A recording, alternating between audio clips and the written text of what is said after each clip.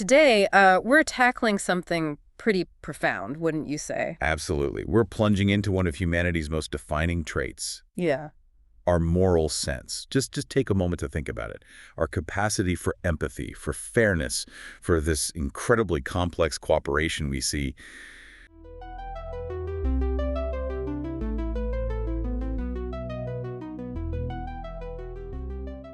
Where did all that come from? Yeah, how could something like natural selection, which we often, associate with ruthless competition, individual survival. Love you, dog, right? Exactly. How could that process give rise to these, well, deeply pro-social behaviors that seem to completely fly in the face of that logic? It feels like a paradox, doesn't it? It really does. It's counterintuitive. For centuries, the tendency was to see morality as uniquely human, maybe divinely given, or maybe just a product of our sophisticated culture, our reason. Something we invented. Something we invented, exactly. But what we're going to unpack today, it fundamentally challenges that whole picture.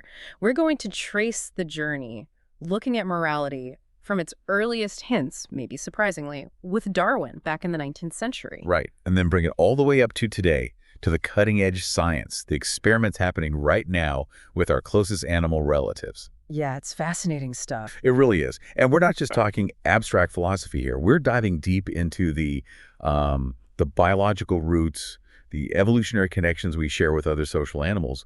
And this offers, I think, a totally fresh perspective on what it even means to be good. And how that goodness, maybe counterintuitively, might have been one of our biggest survival advantages. Exactly. So your mission, listening in, is to come away with a solid but accessible understanding of these really quite groundbreaking ideas. And as we go, I'd really encourage you, think about how these insights challenge maybe some traditional views of human uniqueness. And what are the implications, the big implications for our own societies, for how we encourage cooperation, how we foster empathy. It's about moving past just saying humans are moral and asking the deeper question, how did we become moral? And are those capacities, are they really ours alone? And the science suggests, well, the answers are pretty remarkable. They really are. Okay, so let's start unpacking this. Where better to begin than with the pioneer himself, Charles Darwin? Right, the father of evolution. When most people hear Darwin, they think, Galapagos finches, beak shapes. Natural selection, physical traits. Exactly, physical traits.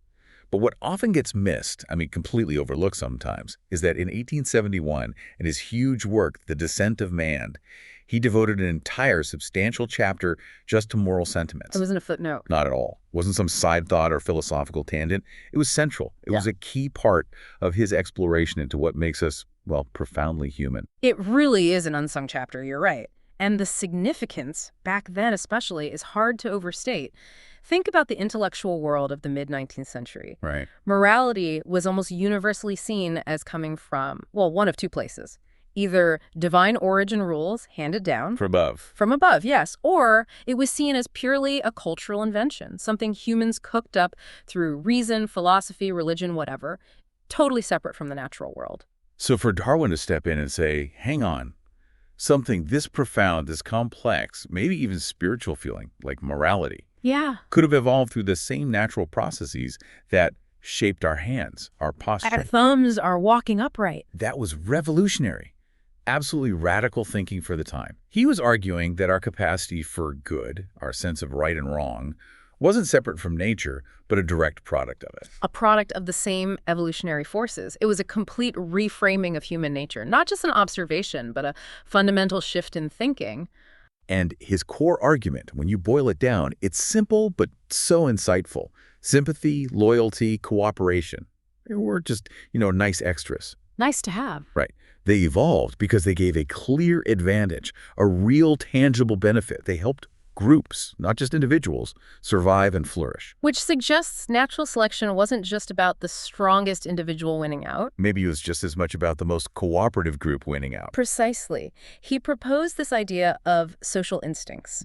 These innate impulses, he argued, to live together, to interact cooperatively.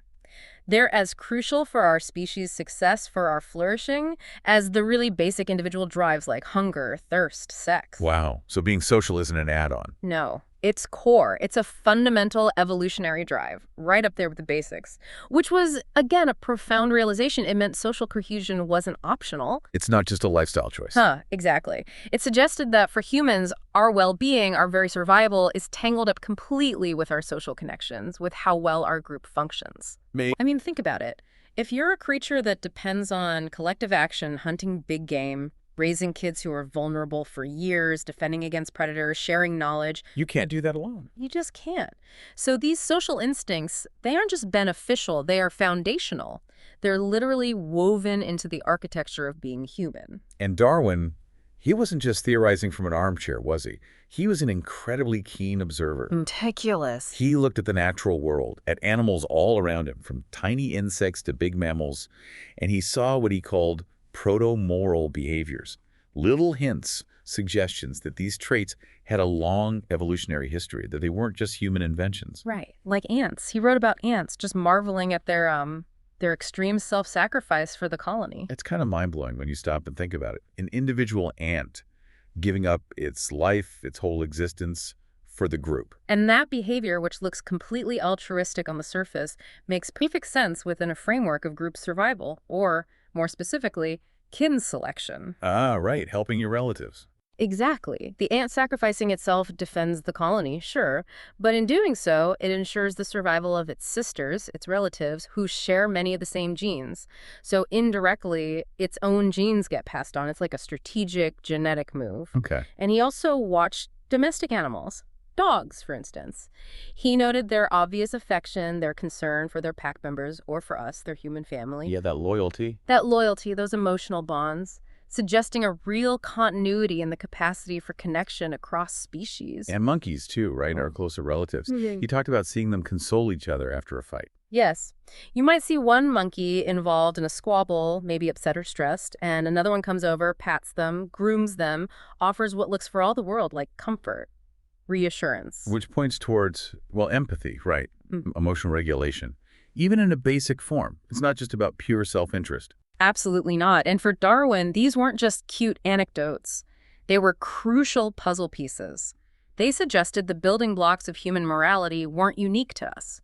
They had ancient roots, deep roots, in the animal kingdom, long before Homo sapiens showed up. So he proposed that natural selection wouldn't just favor the strongest or smartest individuals, but also those who could work together effectively, those willing to share resources, and crucially, those who could control their selfish impulses, put the brakes on for the good of the group. So social cohesion itself became an adaptive advantage. A huge one. Groups that cooperated well, shared the load, helped each other out, and they would just be more successful, more resilient to challenges, better at getting food, better at defending themselves. And that success translates into more surviving offspring for the cooperative individuals within those successful groups. So the pro-social tendencies get passed on. They get reinforced generation after generation. Which leads us perfectly, I think, into how modern researchers are taking these, frankly, brilliant intuitions of Darwin's. Almost prescient, yeah. And really testing them rigorously. With sophisticated experiments, a deeper understanding of animal minds, they're validating and expanding on what Darwin suspected. This is where you get the really exciting contemporary work. People like primatologist Franz de Waal or cognitive scientists like Hare, they're framing morality not as some abstract thing, but as deeply rooted in fundamental emotional capacities we can actually observe across species. Like building blocks. Exactly. Hare talks about the first foundations of morality, and he identifies three crucial ones. First, empathy. That ability to understand and really share the feelings of another. So you know what they feel. Right. Second, reciprocity. The whole you scratch my back, I'll scratch yours idea. Exchanging things for mutual benefit, often with an expectation of return. Give and take. Give and take. And third, inhibitory control, basically self-control. Right. The ability to manage your impulses, delay gratification, stop yourself from doing something immediately. Hold back. Hold back. Yeah. And if you just pause for a second, these three things, empathy, reciprocity, self-control, they're absolutely essential for any complex social system to work, human or animal. Without them, it's just chaos. Total chaos, just raw self-interest running wild. And the empathy tests, especially with primates, they really bring this home, don't they? Showing these incredible parallels between us and apes. They really do. Take chimpanzees. There are these carefully designed experiments where researchers have seen chimps actively help another chimp, a conspecific, get food that's out of its reach. Okay. Now, here's the amazing part, the kicker. The chimp who helps gets nothing out of it directly. No food reward, no immediate benefit for They're itself. helping for the sake of helping. It looks an awful lot like it. And that pure, unrewarded helping, it's hugely significant. It really pushes back against the old idea that all animal altruism is somehow self-serving or just tit for tat. Right. It suggests a genuine, innate impulse, maybe, to help others, to relieve their distress, even when there's no obvious payoff. That capacity for what looks like compassion right there on our closest relatives, it really makes you rethink where human kindness comes from. And you see similar things in bonobos, too. Absolutely. Bonobos are famous for their strong social bonds. They're generally peaceful societies. And researchers see them consistently comforting others who are distressed. Hugging, grooming, gentle patting. Consolation. Clear consolation behavior. It shows remarkable emotional intelligence, recognizing distress in another and responding appropriately. It's hard, really hard, not to see the direct evolutionary line to how we comfort each other. It really is. Yeah. Now, what about fairness? That seems like a much more complex, maybe human concept, but the experiments suggest otherwise. They do. The idea that animals have a basic sense of fairness, or at least react negatively to unfairness, is pretty well established now through some clever studies. It's called inequity aversion. Inequity aversion. Okay. The classic experiment, the really famous one, involves capuchin monkeys. Picture this. Two monkeys, side by side in enclosures. They both have to do a simple task, like handing a pebble to the researcher. Okay, equal work. Equal work. But here's the twist. One monkey gets a grape, highly desirable treat. The other monkey, for the exact same effort, gets a piece of cucumber. Much less exciting. Uh-oh, I can see where this is going. Right. What happens? The monkey who gets the cucumber sees its partner getting the grape, and often it just throws the cucumber back, refuses it, even though normally they'd eat cucumber. Wow. So Yeah. it's not just that they prefer grapes. Exactly. It's about the perceived inequality for the same effort. It's not just what did I get, but what did my neighbor get for doing the same thing? It strongly suggests a primitive sense of justice. A basic expectation that rewards should match effort. And unfairness. Unacceptable. That's incredible. And it's not just primates. You mentioned dogs, too. Yeah, even our canine friends show a simpler but still clear form of this. Studies have shown dogs will refuse a treat, even one they like, if they see another dog getting a treat for doing absolutely nothing while they had to say, sit or shake a paw for theirs. Huh. So if I train one dog and just give the other one treats for free, the first dog might actually protest. They might indeed give you that look or just turn their nose up at the treat they earned. It really highlights this basic sensitivity to unfairness, even in animals we live so closely with. It really makes you wonder about our own human cries for justice, doesn't it? Maybe the roots go way, way deeper than we thought. It certainly suggests that. And then there's that third foundation, inhibitory control. Self-control, absolutely vital for living in complex groups. And again, you see clear parallels in primates. Like the marshmallow test. Exactly. Yeah. Researchers have adapted versions of the famous marshmallow test, one treat now or wait for 2 treats later for primates.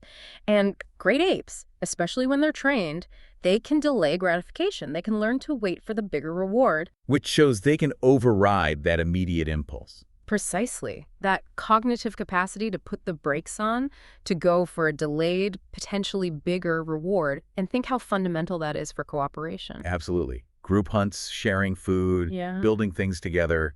It often requires individuals to hold back, right? Not just grab the first thing they can. Yes, restrain immediate desires so the group achieves a better outcome overall.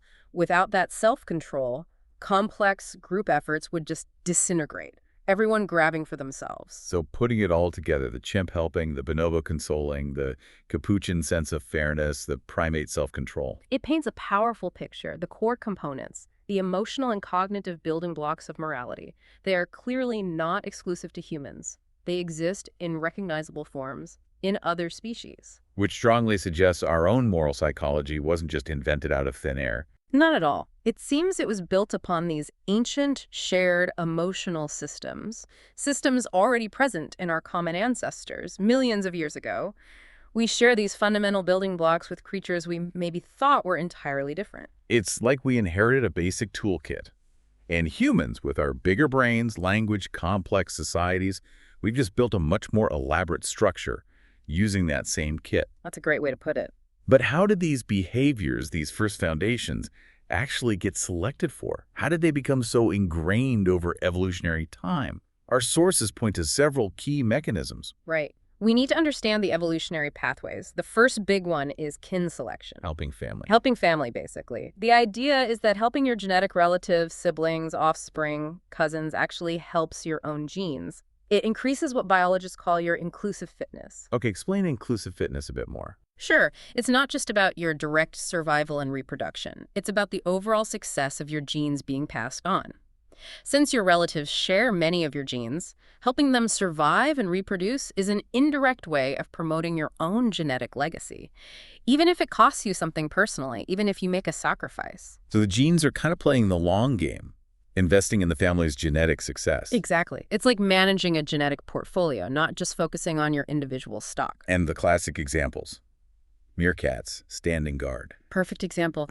The guard meerkat puts itself at higher risk from predators, but its warning call protects the whole group, which is mostly its close relatives. So the genes promoting that guarding behavior are more likely to survive in the bodies of those relatives. Or vampire bats sharing blood meals. Yes, they often regurgitate blood for roost mates who failed to feed, and very often those recipients are close kin.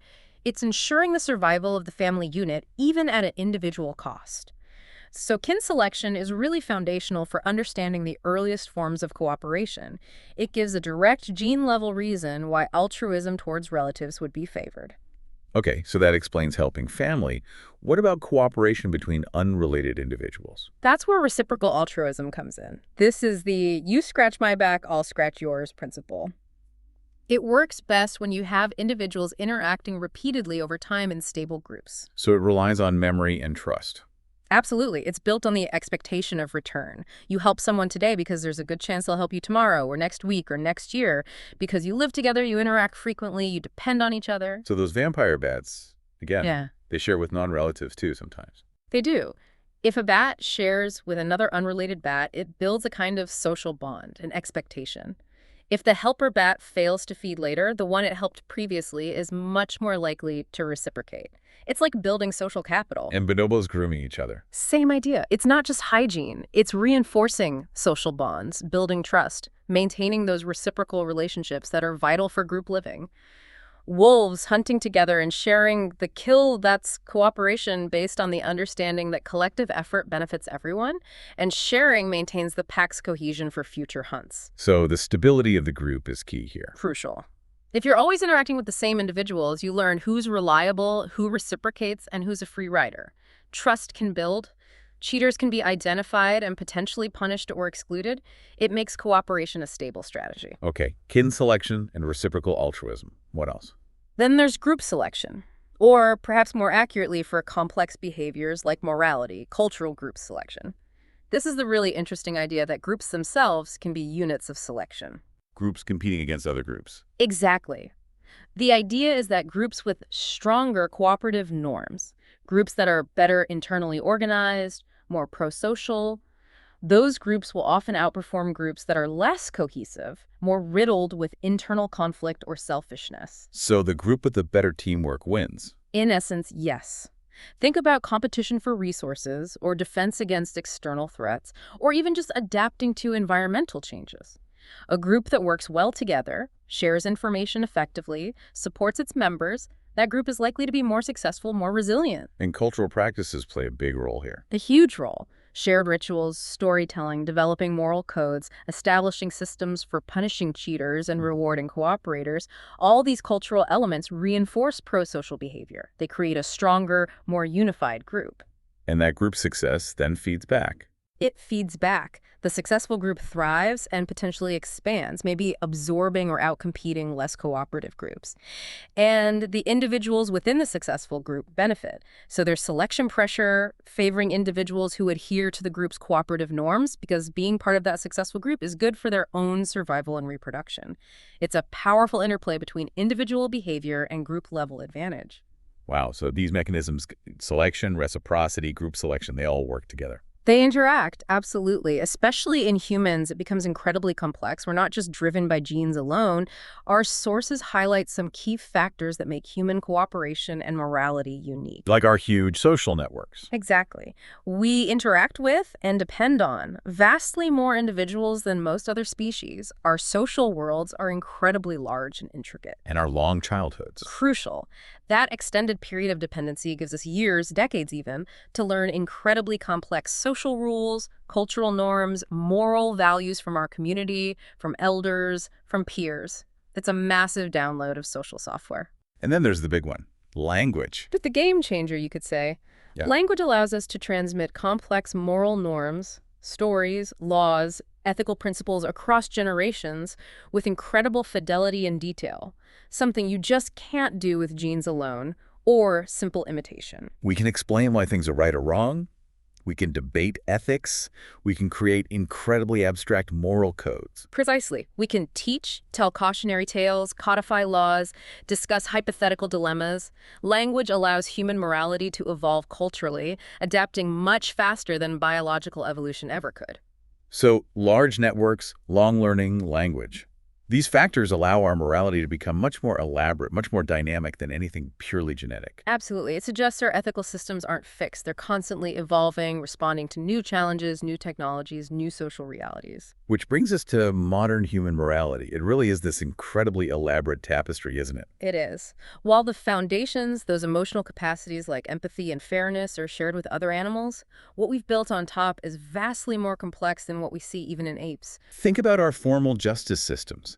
Written laws, courts, prisons, systems designed to apply across millions of people. Or abstract moral codes. Like the idea of universal human rights, the notion that every single person has inherent worth and deserves protection, regardless of who they are or where they live. That's a massive conceptual leap. Or complex ethical philosophies dealing with things like AI ethics or environmental responsibility on a global scale. And our capacity for, well, universal empathy. Extending concern far beyond our immediate kin or group to strangers on the other side of the world, even other species we've never met. That's a remarkable expansion of that basic empathetic response we saw in chimps. And yet, despite all this complexity, all this abstraction, It still rests on the same fundamental emotional foundations that Darwin was writing about over a century ago. That's the incredible continuity. so feelings like guilt, empathy, shame, pride, Mm. they still drive our moral decisions. Powerfully so. Whether you're in a small hunter-gatherer band where reputation is everything, or in a huge, anonymous modern city, those core emotions are still shaping your moral compass, influencing your choices, guiding your interactions. The ancient emotional drivers are still incredibly potent. That continuity is really striking. From ancient ape behaviors to complex modern societies. And thinking about this evolutionary journey, it has some really profound implications, doesn't it, for how we see ourselves? Huge implications. First, it really underscores our connection to other animals, our shared heritage. It challenges that idea of human exceptionalism, that we're totally separate and unique. Deeply challenges it. The idea that morality just popped into existence with humans or was handed down just to us. The evidence suggests that's not the story. It's more like a continuum. We didn't invent morality from scratch. We elaborated on ancient capacities already present in our ancestors. So it places us firmly within the animal kingdom, not apart from it. Exactly. It acknowledges our biological kinship. And it also reinforces that our core moral emotions, empathy, fairness, cooperation, they aren't just cultural overlays or recent inventions. They're ancient, deeply embedded in our biology. Evolutionarily ancient. And that's a big deal for how we think about ethics. If empathy and cooperation are, in a real sense, part of our evolved nature, not just learned ideas. What does that mean?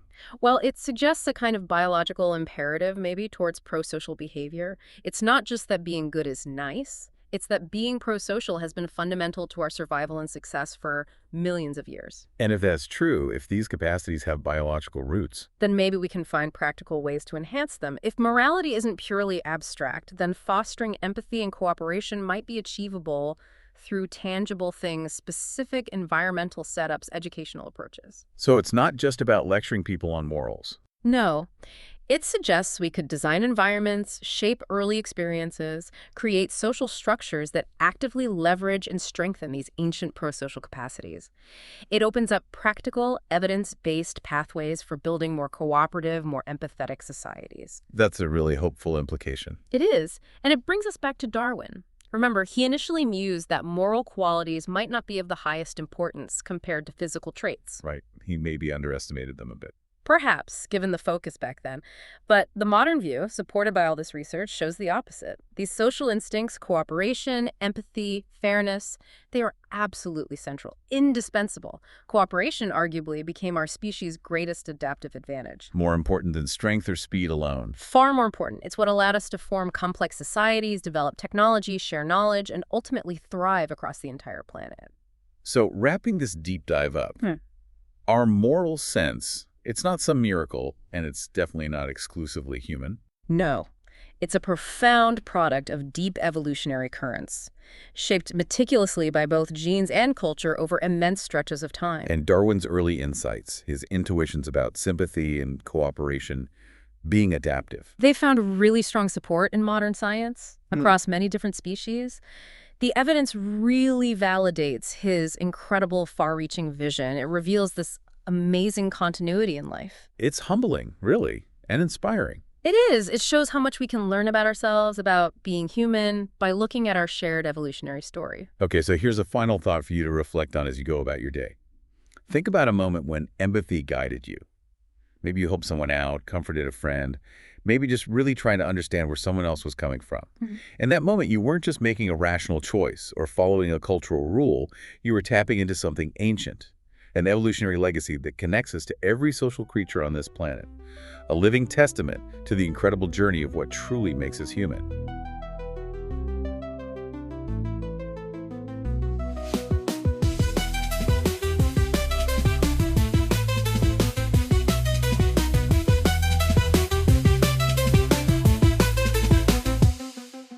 Mad show, let's go, open up your mind and grow. Facts and stories, things you never know. Every episode, we light the glow.